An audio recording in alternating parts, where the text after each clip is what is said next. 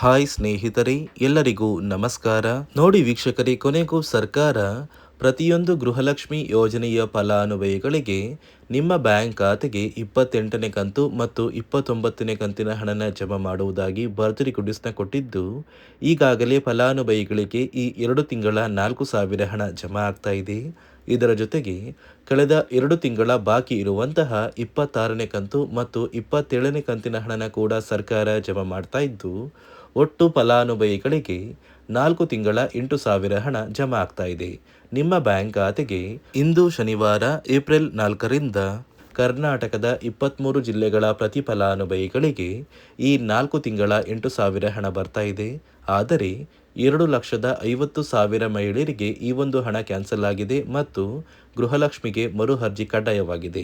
ಅದೇ ರೀತಿ ration card ದಾರರಿಗೂ ಕೂಡ 3 ಗುಡ್ಡಿಸ್ನ ಕೊಟ್ಟಿದ್ದು, ಆ ಒಂದು ಮಾಹಿತಿ ಏನು ಅಂತ ನಾನು ನಿಮಗೆ ತಿಳಿಸ್ಕೊಡ್ತಾ ಇದ್ದೀನಿ.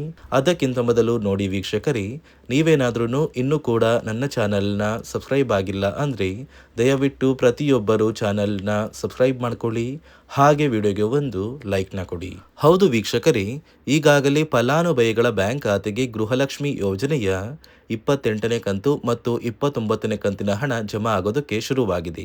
ಈ 2 ತಿಂಗಳ 4,000 ಹಣದ ಜೊತೆಗೆ ಕಳೆದ 26ನೇ ಕಂತು ಮತ್ತು 27ನೇ ಕಂತಿನ ಹಣನ ಕೂಡ ಸರ್ಕಾರ ಯಾರಿಗೆಲ್ಲ ಬಂದಿಲ್ಲ ಅಂತಹ ಫಲಾನುಭವಿಗಳಿಗೆ ಜಮಾ ಮಾಡಲಿದ್ದು, ನಿಮ್ಮ ಬ್ಯಾಂಕ್ ಖಾತೆಗೂ ಕೂಡ ಏಪ್ರಿಲ್ 4 ಅಂದರೆ ಶನಿವಾರದಿಂದ ಕರ್ನಾಟಕದ 23 ಜಿಲ್ಲೆಗಳಿಗೆ ಈ ಒಂದು ಹಣ ಜಮಾ ಆಗ್ತಾ ಇದ್ದು, ಯಾವ ಜಿಲ್ಲೆಗಳಿಗೆ ಹಣ ಬರ್ತಾ ಇದೆ ಅಂದರೆ ಯಾದಗಿರಿ, ಉತ್ತರ ಕನ್ನಡ, ಉಡುಪಿ, ತುಮಕೂರು, ಶಿವಮೊಗ್ಗ, ರಾಮನಗರ, ರಾಯಚೂರು, ಮೈಸೂರು, ಮಂಡ್ಯ, ಕೊಪ್ಪಳ, ಕೋಲಾರ, ಕೊಡಗು, ಹಾವೇರಿ, ಹಾಸನ, ಕಲಬುರಗಿ, ಗದಗ, ಧಾರವಾಡ, ದಾವಣಗೆರೆ, ದಕ್ಷಿಣ ಕನ್ನಡ, ಚಿತ್ರದುರ್ಗ, ಚಿಕ್ಕಮಗಳೂರು, ಚಿಕ್ಕಬಳ್ಳಾಪುರ, ಚಾಮರಾಜನಗರ, ವಿಜಯನಗರ, ಬೀದರ್, ಬಳ್ಳಾರಿ, ಬೆಳಗಾವಿ, ಬೆಂಗಳೂರು ಗ್ರಾಮಾಂತರ, ಬೆಂಗಳೂರು ನಗರ ಮತ್ತು ಬಾಗಲಕೋಟೆ ಈ ಜಿಲ್ಲೆಗಳ ಪ್ರತಿಯೊಂದು ಫಲಾನುಭವಿಗಳ ಬ್ಯಾಂಕ್ ಖಾತೆಗೆ ಈಗಾಗಲೇ ಸರ್ಕಾರ ಒಟ್ಟು ಗೃಹಲಕ್ಷ್ಮಿ ಯೋಜನೆಯ 2 ತಿಂಗಳ 4,000 ಹಣನ ಜಮಾ ಮಾಡಿದೆ. ನಿಮ್ಮ ಬ್ಯಾಂಕ್ ಖಾತೆಗೆ ಇನ್ನು ಕೂಡ ಪೆಂಡಿಂಗ್ ಇರುವ ಹಣ ಬರಬೇಕು ಅಂದರೆ ಒಟ್ಟು 4 ತಿಂಗಳ ಹಣನ ನಿಮ್ಮ ಬ್ಯಾಂಕ್ ಖಾತೆಗೆ ಜಮಾ ಮಾಡುತ್ತೆ. ಆದರೆ ಸುಮಾರು 2,50,000ಕ್ಕಿಂತ ಅಧಿಕ ಮಹಿಳೆಯರ ಬ್ಯಾಂಕ್ ಖಾತೆಗೆ ಈ ಬಾರಿ ಸರ್ಕಾರ ಗೃಹಲಕ್ಷ್ಮಿ ಯೋಜನೆಯ ಹಣನ ಕ್ಯಾನ್ಸಲ್ ಮಾಡಿದೆ. ಯಾಕಂದರೆ ಗೃಹಲಕ್ಷ್ಮಿ ಯೋಜನೆಯಲ್ಲಿ ಕೆಲವು ಹೊಸ ನಿಯಮಗಳು ಕೂಡ ಜಾರಿಗೆ ಬಂದಿದೆ ಮತ್ತು ನೀವು ಗೃಹಲಕ್ಷ್ಮಿ ಹಣನ ಪಡಿಬೇಕು ಅಂದರೆ ಇನ್ನು ಮುಂದೆ ಗೃಹಲಕ್ಷ್ಮಿ ಯೋಜನೆಗೆ ಮರು ಅರ್ಜಿನ ಹಾಕಿದರೆ ಮಾತ್ರ ನಿಮ್ಮ ಬ್ಯಾಂಕ್ ಖಾತೆಗೆ ಗೃಹಲಕ್ಷ್ಮಿ ಹಣ ಬರೋದು ಕಡ್ಡಾಯವಾಗಿದೆ. ಹಾಗಾದರೆ ಯಾವ ಕಾರಣಕ್ಕೆ ನೀವು ಮರು ಅರ್ಜಿ ಹಾಕಬೇಕು ಅಂದರೆ ಸುಮಾರು ಈ 2 ಲಕ್ಷಕ್ಕಿಂತ ಅಧಿಕ ಮಹಿಳೆಯರು ಏನಿದ್ದಾರೆ ಆ ಒಂದು ಮಹಿಳೆಯರು ಮರಣ ಹೊಂದಿದ್ದು, ಮರಣ ಹೊಂದಿರುವ ಮಹಿಳೆಯರ ಬ್ಯಾಂಕ್ ಖಾತೆಗೂ ಕೂಡ ಸರ್ಕಾರದಿಂದ ಪ್ರತಿ ತಿಂಗಳು ಗೃಹಲಕ್ಷ್ಮಿ ಹಣನ ಜಮಾ ಮಾಡ್ತಾ ಇದ್ದೀವಿ. ಆದರೆ ಆ ಒಂದು ಮಹಿಳೆಯರು ಮರಣ ಹೊಂದಿದ್ದಾರೆ. ಇದೇ ಕಾರಣಕ್ಕೆ ನಿಮ್ಮ ಊರಿಗೆ ಸರ್ಕಾರದಿಂದ ನೇಮಕಗೊಂಡಿರುವ ಅಧಿಕಾರಿಗಳು ಬಂದು ನಿಮ್ಮ ಪ್ರತಿಯೊಂದು ಫಲಾನುಭವಿಗಳ ಒಂದು ದಾಖಲಾತಿಗಳನ್ನ ಎಂಟ್ರಿ ಮಾಡ್ಕೊಂಡು ಹೋಗ್ತಾರೆ. ಒಂದು ವೇಳೆ ಫಲಾನುಭವಿಗಳು ಏನಾದರೂ ಮರಣ ಹೊಂದಿದ್ರೆ ಅವರ ಹೆಸರನ್ನ ಗೃಹಲಕ್ಷ್ಮಿ ಯೋಜನೆಯ ಪಟ್ಟಿಯಿಂದ ಕ್ಯಾನ್ಸಲ್ ಮಾಡ್ತಾರೆ ಮತ್ತು ಇನ್ನು ಮುಂದೆ ಪ್ರತಿ ವರ್ಷವೂ ಕೂಡ ನೀವು ಗೃಹಲಕ್ಷ್ಮಿ ಹಣನ ಪಡಿಬೇಕು ಅಂದರೆ ವರ್ಷದ ಕೊನೆಯಲ್ಲಿ ಗೃಹಲಕ್ಷ್ಮಿ ಯೋಜನೆಗೆ ನೀವು ಹೊಂದಿರುವ ಲೈಫ್ ಸರ್ಟಿಫಿಕೇಟ್ನ ಕೊಟ್ಟು ಮರು ಅರ್ಜಿನ ಹಾಕೋದು ಕಡ್ಡಾಯವಾಗಿದೆ. ಯಾಕಂದರೆ ಒಂದು ವೇಳೆ ಫಲಾನುಭವಿಗಳು ಯಾರಾದ್ರೂ ಮರಣ ಹೊಂದಿದ್ರೆ ಅವರ ಬ್ಯಾಂಕ್ ಖಾತೆಗೆ ಗೃಹಲಕ್ಷ್ಮಿ ಹಣನ ನಾವು ಜಮಾ ಮಾಡಬೇಕು ಅಥವಾ ಕ್ಯಾನ್ಸಲ್ ಮಾಡಬೇಕು ಅಂತ ನಿರ್ಧಾರ ಮಾಡ್ತೀವಿ. ಇದೇ ಕಾರಣಕ್ಕೆ ಮರು ಅರ್ಜಿನ ಹಾಕೋದು ಕಡ್ಡಾಯವಾಗಿದೆ ಅಂತ ಸರ್ಕಾರ ಆದೇಶ ಕೊಟ್ಟಿದೆ ಮತ್ತು ಗೃಹಲಕ್ಷ್ಮಿ ಹಣಕ್ಕೆ ಸರ್ಕಾರ ಕೆಲವು ನಿಯಮಗಳನ್ನ ಜಾರಿಗೆ ತಂದಿದ್ದು, ಆ ನಿಯಮಗಳು ಏನು ಅಂತ ಕೂಡ ತಿಳಿಸ್ಕೊಡ್ತೀನಿ. ಅದಕ್ಕಿಂತ ಮೊದಲು ರೇಷನ್ ಕಾರ್ಡ್ ಹೊಂದಿರುವ ಪ್ರತಿಯೊಂದು ಕಾರ್ಡ್ದಾರರಿಗೂ ಕೂಡ ಸರ್ಕಾರ 3 ಭರ್ಜರಿ ಗುಡ್ ನ್ಯೂಸ್ನ ಕೊಟ್ಟಿದ್ದು, ಮೊದಲ ಒಂದು ಗುಡ್ ನ್ಯೂಸ್ ಬಂದು ಸರ್ಕಾರ ಸುಮಾರು 1,50,000ಕ್ಕಿಂತ ಹೊಸ ಒಂದು ರೇಷನ್ ಕಾರ್ಡ್ಗೆ ಅರ್ಜಿನ ಸ್ವೀಕಾರ ಮಾಡ್ತಾ ಇದ್ದಾರೆ. ಯಾರೆಲ್ಲ ಫಲಾನುಭವಿಗಳು ಅಥವಾ ನಿಮ್ಮ ಕುಟುಂಬದ ಸದಸ್ಯರು ಹೊಸ ರೇಷನ್ ಕಾರ್ಡ್ಗೆ ಅರ್ಜಿ ಹಾಕಬೇಕು ಅಂತ ವೇಟ್ ಮಾಡ್ತಾ ಇದ್ರಿ, ಆದಷ್ಟು ಬೇಗ ನೀವು ಈ ಒಂದು ರೇಷನ್ ಕಾರ್ಡ್ಗೆ ಅರ್ಜಿನ ಹಾಕಿ ನಿಮಗೆ ಸಿಗಬೇಕಾಗಿರುವ ಒಂದು BPL ಅಥವಾ APL ರೇಷನ್ ಕಾರ್ಡ್ನ ಪಡ್ಕೋಬೋದು. ಅದೇ ರೀತಿ ಎರಡನೆಯ ಒಂದು ಗುಡ್ ನ್ಯೂಸ್ ಬಂದು ಇನ್ನು ಮುಂದೆ ನಿಮಗೆ ಉಚಿತ ಅಕ್ಕಿ ಜೊತೆಗೆ ಸರ್ಕಾರ 5ರಿಂದ 6 ರೀತಿಯ ಆಹಾರ ಪದಾರ್ಥಗಳು ಇರುವಂತಹ ಒಂದು ಅಡುಗೆ ಕಿಟ್ನ ಪ್ರತಿ ತಿಂಗಳು ಉಚಿತವಾಗಿ ಕೊಡ್ತಾ ಇದ್ದು, ಏಪ್ರಿಲ್ ತಿಂಗಳಿಂದನೇ ಪ್ರತಿಯೊಬ್ಬರಿಗೂ ಈ ಸೌಲಭ್ಯ ಸಿಗ್ತಾ ಇದೆ. ಅದೇ ರೀತಿ ಮೂರನೆಯ ಒಂದು ಹೊಸ ಗುಡ್ ನ್ಯೂಸ್ ಬಂದು ನೋಡಿ ವೀಕ್ಷಕರೇ, ನೀವು ಉಚಿತ ಅಕ್ಕಿನ ಪಡಿಬೇಕು ಅಂದರೆ ಒಂದು ಬಯೋಮೆಟ್ರಿಕ್ ಮಷಿನ್ ಮೇಲೆ ನಿಮ್ಮ ಒಂದು ಬೆರಳನ್ನ ಇಟ್ಟು ನೀವು ಅಕ್ಕಿನ ತಗೋತಾ ಇದ್ರಿ. ಸಾಕಷ್ಟು ಜನಕ್ಕೆ ಅಕ್ಕಿ ಕೂಡ ಸಿಗ್ತಾ ಇರಲಿಲ್ಲ, ಯಾಕಂದರೆ ನಿಮ್ಮ ಒಂದು ಬೆರಳು ವರ್ಕ್ ಆಗ್ತಾ ಇರಲಿಲ್ಲ. ಇದೀಗ ಸರ್ಕಾರದಿಂದ ಮುಖ್ಯವಾದ ಮಾಹಿತಿ ಕೊಟ್ಟಿದ್ದು, ಆ ಒಂದು ಮಷಿನಲ್ಲಿ ನಿಮ್ಮ ಒಂದು ಬೆರಳು ವರ್ಕ್ ಆಗಿಲ್ಲ ಅಂದ್ರೂ ಕೂಡ ನಿಮ್ಮ ಹೆಸರನ್ನ ಒಂದು ಪುಸ್ತಕದಲ್ಲಿ ಎಂಟ್ರಿ ಮಾಡಿ ನಿಮ್ಮ ರೇಷನ್ ಕಾರ್ಡ್ಗೆ ಅಕ್ಕಿ ಕೊಡ್ಬೋದು ಅಂತ ಸರ್ಕಾರ ಆದೇಶ ಕೊಟ್ಟಿದೆ. ಅದೇ ರೀತಿ ನೋಡಿ ಸ್ನೇಹಿತರೆ, ಈ ಬಾರಿ ಸುಮಾರು 1,00,000ಕ್ಕಿಂತ ಅಧಿಕ ಫಲಾನುಭವಿಗಳ ಬ್ಯಾಂಕ್ ಖಾತೆಗೆ ಸರ್ಕಾರ ಗೃಹಲಕ್ಷ್ಮಿ ಯೋಜನೆಯ ಹಣನ ಜಮಾ ಮಾಡ್ತಾ ಇಲ್ಲ. ಕಾರಣ ಏನು ಅಂದರೆ, ನಿಮ್ಮ ಬ್ಯಾಂಕ್ ಖಾತೆಗೆ ಡೆಬಿಟ್ ಮೂಲಕ ಹಣ ಜಮಾ ಮಾಡುವಂತಹ ಸಂದರ್ಭದಲ್ಲಿ ಸರ್ಕಾರ ಸಾಕಷ್ಟು ಫಲಾನುಭವಿಗಳ ಒಂದು ಬ್ಯಾಂಕ್ ಖಾತೆಗೆ ಹಣ ಜಮಾ ಮಾಡೋದನ್ನು ಕ್ಯಾನ್ಸಲ್ ಮಾಡಿದೆ.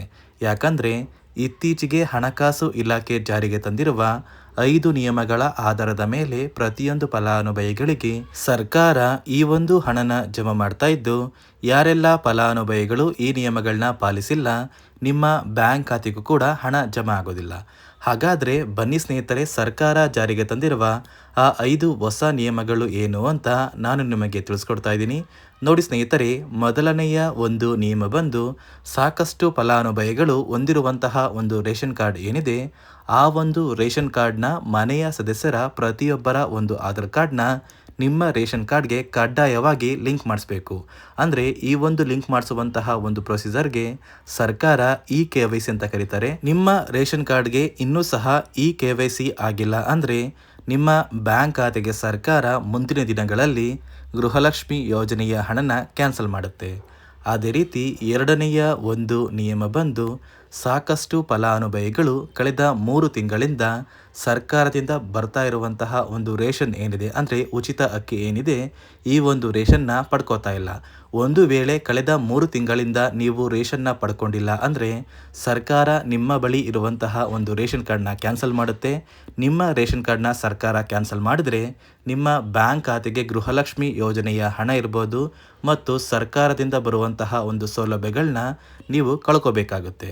ಅದೇ ರೀತಿ ಮೂರನೆಯ ಒಂದು ನಿಯಮ ಬಂದು, ನೋಡಿ ಸ್ನೇಹಿತರೆ, ನಿಮ್ಮ ಬಳಿ ಇರುವಂತಹ ಒಂದು ಆಧಾರ್ ಕಾರ್ಡ್ ಏನಿದೆ, ಆ ಒಂದು ಆಧಾರ್ ಕಾರ್ಡ್ನ ಕಳೆದ 15 ವರ್ಷಗಳಲ್ಲಿ ನೀವು ಯಾವುದೇ ರೀತಿಯ ಒಂದು ತಿದ್ದುಪಡಿನ ಮಾಡಿಸಿಲ್ಲ ಅಂದರೆ ನಿಮ್ಮ ಬ್ಯಾಂಕ್ ಖಾತೆಗೆ ಸರ್ಕಾರ ಗೃಹಲಕ್ಷ್ಮಿ ಯೋಜನೆಯ ಹಣನ ಕ್ಯಾನ್ಸಲ್ ಮಾಡುತ್ತೆ. ಯಾಕಂದರೆ ಸರ್ಕಾರದಿಂದ ಬಂದಿರುವಂತಹ ಒಂದು ಆದೇಶದ ಪ್ರಕಾರ ಪ್ರತಿಯೊಂದು ಫಲಾನುಭವಿಗಳು ಕಳೆದ 15 ವರ್ಷಗಳಲ್ಲಿ ಯಾವುದೇ ರೀತಿಯ ಒಂದು ತಿದ್ದುಪಡಿನ ನಿಮ್ಮ ಆಧಾರ್ ಕಾರ್ಡ್ಗೆ ನೀವು ಮಾಡಿಸಿಲ್ಲ ಅಂದರೆ ಕಡ್ಡಾಯವಾಗಿ ಆದಷ್ಟು ಬೇಗ ನಿಮ್ಮ ಆಧಾರ್ ಕಾರ್ಡ್ಗೆ ತಿದ್ದುಪಡಿನ ಮಾಡಿಸಿ. ಅದೇ ರೀತಿ ನಾಲ್ಕನೆಯ ಒಂದು ನಿಯಮ ಬಂದು, ನಿಮ್ಮ ಕುಟುಂಬದ ಒಂದು ವಾರ್ಷಿಕ ಆದಾಯ 7 ಲಕ್ಷಕ್ಕಿಂತ ಕಡಿಮೆ ಇರಬೇಕು. ಒಂದು ವೇಳೆ ನಿಮ್ಮ ಕುಟುಂಬದ ವಾರ್ಷಿಕ ಆದಾಯ 7 ಲಕ್ಷಕ್ಕಿಂತ ಜಾಸ್ತಿ ಇದ್ದರೆ ನಿಮ್ಮ ಬ್ಯಾಂಕ್ ಖಾತೆಗೆ ಸರ್ಕಾರ ಗೃಹಲಕ್ಷ್ಮಿ ಯೋಜನೆಯ ಹಣನ ಕ್ಯಾನ್ಸಲ್ ಮಾಡುತ್ತೆ. ಅದೇ ರೀತಿ ಐದನೆಯ ಒಂದು ನಿಯಮ ಬಂದು, ನಿಮ್ಮ ಕುಟುಂಬದ ಸದಸ್ಯರು ಅಥವಾ ಗೃಹಲಕ್ಷ್ಮಿ ಯೋಜನೆಯ ಫಲಾನುಭವಿಗಳು ಯಾರು ಕೂಡ ಸರ್ಕಾರಿ ನೌಕರರಾಗಿ ಕಾರ್ಯನಿರ್ವಹಿಸ್ತಾ ಇರಬಾರ್ದು. ಒಂದು ವೇಳೆ ನಿಮ್ಮ ಕುಟುಂಬದಲ್ಲಿ ಯಾರೇ ಆಗಿದ್ರೂ ಸರ್ಕಾರಿ ನೌಕರರಾಗಿ ಕಾರ್ಯನಿರ್ವಹಿಸ್ತಾ ಇದ್ದರೆ ನಿಮ್ಮ ಬ್ಯಾಂಕ್ ಖಾತೆಗೆ ಗೃಹಲಕ್ಷ್ಮಿ ಯೋಜನೆಯ ಹಣ ಕ್ಯಾನ್ಸಲ್ ಆಗುತ್ತೆ. ಈ 5 ನಿಯಮಗಳ ಆಧಾರದ ಮೇಲೆ ಪ್ರತಿಯೊಂದು ಫಲಾನುಭವಿಗಳಿಗೆ ಸರ್ಕಾರ ಹಣ ಜಮಾ ಮಾಡ್ತಾ ಇದೆ. ಒಂದು ವೇಳೆ ನೀವು ಈ 5 ನಿಯಮಗಳನ್ನ ಪಾಲಿಸಿಲ್ಲ ಅಂದರೆ ನೀವು ಕೂಡ ಗೃಹಲಕ್ಷ್ಮಿ ಯೋಜನೆಯ ಹಣದಿಂದ ವಂಚಿತರಾಗಬೇಕಾಗುತ್ತೆ. ನೋಡಿ ವೀಕ್ಷಕರೇ, ನಿಮ್ಮ ಬ್ಯಾಂಕ್ ಖಾತೆಗೆ ಇಂದು ಶನಿವಾರ ಏಪ್ರಿಲ್ 4ರಂದು ಕರ್ನಾಟಕದ 23 ಜಿಲ್ಲೆಗಳಿಗೆ ಒಟ್ಟು 4 ತಿಂಗಳ ಗೃಹಲಕ್ಷ್ಮಿ ಯೋಜನೆಯ 8,000 ಹಣ ಜಮಾ ಆಗ್ತಾ ಇದೆ. ಅದೇ ರೀತಿ ರೇಷನ್ ಕಾರ್ಡ್ದಾರರಿಗೂ ಕೂಡ ಪ್ರತಿಯೊಬ್ಬರಿಗೂ ಗುಡ್ ನ್ಯೂಸ್ನ ಕೊಟ್ಟಿದ್ದು, ಪ್ರತಿ ಸೌಲಭ್ಯಗಳು ನಿಮಗೆ ಸಿಗುತ್ತೆ ಅಂತ ಹೇಳ್ತಾ, ಇದಿಷ್ಟು ಸರ್ಕಾರದಿಂದ ಬಂದಿರುವ ಹೊಸ ಮಾಹಿತಿಯಾಗಿದೆ. ನಾನು ಕೊಟ್ಟಿರುವ ಮಾಹಿತಿ ನಿಮಗೆ ಇಷ್ಟ ಆಗಿದ್ದಲ್ಲಿ ದಯವಿಟ್ಟು ಪ್ರತಿಯೊಬ್ಬರು ನನ್ನ ಚಾನಲ್ನ ಸಬ್ಸ್ಕ್ರೈಬ್ ಮಾಡ್ಕೊಳ್ಳಿ, ಹಾಗೆ ವಿಡಿಯೋಗೆ ಒಂದು ಲೈಕ್ನ ಕೊಡಿ.